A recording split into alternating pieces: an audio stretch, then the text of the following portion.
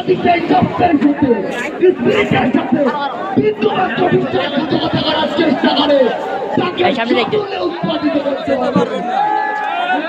আমাদের আবার দেখা হবে জায়গা দিব না ভাই সামনে দেখা যায় অনেকটা দেখে আসেন দেখি না আওয়াজ আসছে পারবেন না আমি নিচেও নাই পানি পানি মাথা দিতে লাভ নাই কোনো ভাই তার তো এখানে ভালো আছে এতগুলো মানুষ আপনাকে ঢুকতে